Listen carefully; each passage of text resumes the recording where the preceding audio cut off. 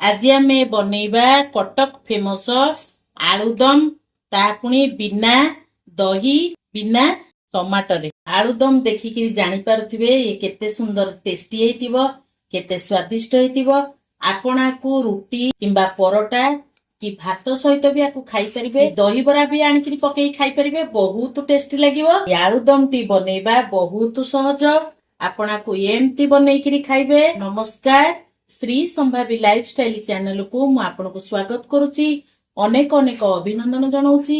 जदि मो भिडियोटी आपनको भलो लागिवो ताहले मते कमेंट रे जणैबे लाइक करिवे शेयर करिवे जदि मो चैनल रे आपण नुवा अछंती प्लीज सब्सक्राइब करिवे। चलंतु डेरी न करी आमे कटक फेमस आलुदम फटाफट तयारी करिबा। आलुदम पई मु एटी तीनोटी मीडियम साइज आलू नेची आलू को सिझेबा आमे बेसी समय बेसी सिझेबानी टिके टिके कंचा थिबो आमे हाफ सिझेबा ताकू एबे आमे छुरी रे काटिबा। देखंतु संपूर्ण सिझिनी हाफ हाफ सिझिची आलू को मु सब एमती छोट छोट करी काटी देची आकू आमे एबे साइड कर दवा। नेक्स्ट स्टेप को जिबा एबे मु गैस रे करेई बसे दीची करेई हमर एबे ताती गलानी मु किछि सोरिष तेल नउची आपण चाहिले रिफाइन तेल नै परिबे। तेल एबे हमर गरम होई गलानी सेतिरे हमें पकेई दबा हाफ चम्मच चीनी चीनी की टिके भाजीबा लाल हैला पर्यंत एमती चीनी की भाजीबा। चीनी की भाजिला बेले गैस रो फ्लेम को मीडियम फ्लेम रे रखिबा। चीनी की तेल रे पूरा मेल्ट कर दबा। चीनी हमर पूरा तेल रे मेल्ट हे गलानी सेतरे मु गोटे तेज पत्र खंड दालचीनी किछि जीरा पकई दउची ताको हमें भाजी दबा। जीरा हमर भाजी हे गलानी मु गोटे मीडियम साइज रो प्याज को ताको एमती काटी देची देखंतु तादरे पकई दबा। आदेरे हमें बेसी पियाज पकईबानी बेसी पियाज पकईले तरकारीटा हमर टेस्ट आसीबनी। चीनी मने किरी पकेबे तेल रे चीनीटा पकेले तरकारी रो टेस्टटा द्विगुण बढ़ी जाए। पियाज टिके हमें हल्का ब्राउन कलर होई भाजीबा। मु एतरे हाफ इंच रो अदा 7-8 कुला रसुण छड़ेकी ताको ग्राइंडिंग करके रखी देची। मु एतरे लंका पकेनी आपण कर जदी लंका पसंद थिबो आपण एतरे लंका पकई परिबे। आको भलो किरी कसी दबा पियाज सहित मिसई दबा। अदा रसुण रो कच्चा स्मेल दिबा पर्यंत आमे एमती ताको कसीबा। गैस रो फ्लेम को मीडियम फ्लेम रे रखी कसीबा। हमरा अदा रसुण रो कच्चा स्मेल पळेलानी पियाज सहित पूरा भाजी हेलानी आमे एठी हाफ चम्मच देई दबा काश्मीरी चिली हाफ चम्मच दे दबा हळदी गुंड एको भलो करी मिक्स कर दबा। आपण चाहिले सुखिला लंका को बाटी करी एतरे देई परिबे।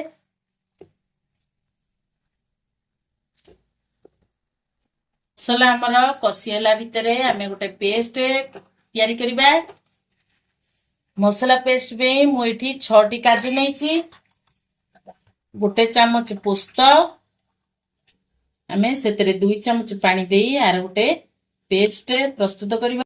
मसला हमर कसी हेलानी हमें जो काजू पोस्त ताकू ग्राइंडिंग करथले सेकू मु भलो करी ग्राइंडिंग कर देची।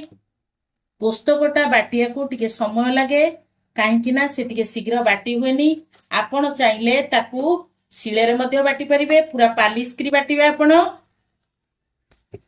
काजू पोस्तकर बटा देले तरकारीटा बहुत टेस्ट लगे। आपण एम थरे काजू पोस्तक बाटी करी देबे तरकारी रे बहुत टेस्ट लागिवो। मु आधेरे काजू बाटीची करे रे लागी जाई पारे कंटिन्यूस आको हाथ न छाड़ी करी एमती आको कसुथेबे 2-3 मिनिट कसिबे। एठी 2-3 मिनिट मु कसी सारलानी मसला रो भी तेल बाहरी आसिलानी करे रे भी बिल्कुल लागिनी। आमे एतिरे देई दबा मीट मसला बिल्कुल भी ऑप्शन अछि आपण चाहिले पकेबे नहले ताकू स्किप कर देबे। आमे एतिरे पकेई दबा स्वाद अनुसार लूण पकेई दबा। आकू भलो भाबरे सब मिसई दबा। मीट मसला लूण मसला रे पूरा मिसी जिवो। ମୁଁ ଏଠି 2-3 ଚାମଚ ଗରମ ପାଣି ଦଉଛି। ଆପଣ ବିଲକୁଲ ବି ଥଣ୍ଡା ପାଣି ଦେବେନି। ଗରମ ପାଣିଟା ଦେଲେ ତରକାରୀର ଟେଷ୍ଟଟା ବହୁତ ବଢିଆ ଆସେ। ଏବେ ଆମେ ଆକୁ ସବୁ ଭଲକିରି ମିଶେଇ ଦେଇ 2 ମିନିଟ୍ ଭଲକିରି କଷିବା ପାଇଁ ଆମେ ଆକୁ କଭର କରିଦବା। ଏବେ ଆମର 2 ମିନିଟ୍ ହେଇଗଲାଣି। ଦେଖନ୍ତୁ ମସଲାରୁ କେମିତି ତେଲ ବାହାରି ଆସିଲାଣି। ଏବେ ମସଲା ଆମର ପରଫେକ୍ଟ କଷି ହେଇଗଲାଣି। ଏବେ ଆମେ ସେଥିରେ କାଟିକିରି ରଖିଥିବା ସିଝା ଆଳୁକୁ ପକେଇବା। ଆପଣ ଚାହିଁଲେ ଆଳୁକୁ ଭାଜି ପାରିବେ, କିନ୍ତୁ ସିଝା ଆଳୁ ଏମିତି ପକେଇଲେ ତରକାରୀର ଟେଷ୍ଟଟା ବହୁତ ବଢିଆ ଆସିଥାଏ। ତାକୁ ଭଲକିରି ଆମେ ମିଶେଇ ଦବା ମସଲାରେ ଆଳୁକୁ। ସେଥିରେ ଆମେ ଗରମ ପାଣି ଦେଇଦବା। ଗରମ ପାଣି ଦେଲେ ତରକାରୀଟା ବହୁତ ବଢିଆ ଲାଗେ। ଆମେ ସେଥିରେ ଗରମ ପାଣି ପକେଇଦବା, ବିଲକୁଲ ବି ଥଣ୍ଡା ପାଣି ଦବାନି। ଏବେ ଆମେ ଆକୁ ଭଲ ଭାବରେ ମିଶେଇ ଦବା। ଗ୍ୟାସର ଫ୍ଲେମକୁ ହାଇ ଟୁ ମିଡିୟମରେ ରଖିକିରି ଆମେ ଆକୁ କଭର କରିନବା 2-3 ମିନିଟ୍ ସିଝିବା ପାଇଁ।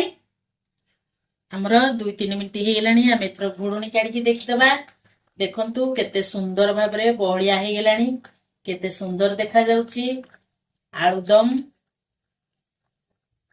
ଏବେ ଆମେ ସେଥିରେ ଦେଇଦବା ଗରମ ମସଲା 1/2 ଚାମଚ। ଆପଣ ଚାହିଁଲେ ଗୋଟା ମସଲାକୁ ଆପଣ ଭାଜିକିରି ଗୁଣ୍ଡ କରି ଦେଇପାରିବେ। ଏବେ ଆମର ପ୍ରସ୍ତୁତ ହେଇଗଲା କଟକ ଫେମସ ଆଳୁଦମ। ଆପଣ ଚାହିଁଲେ ଏଥିରେ ଧନିଆ ପତ୍ରକୁ ଛୋଟ ଛୋଟ କିରି କାଟିକିରି ପକେଇ ପାରିବେ। ଆପଣ ମାନେ ଏମିତି ଆଳୁଦମ ବନେଇକିରି ଖାଆନ୍ତୁ। କେମିତି ଲାଗିଲା ମତେ କମେଣ୍ଟରେ ଜଣେଇବେ।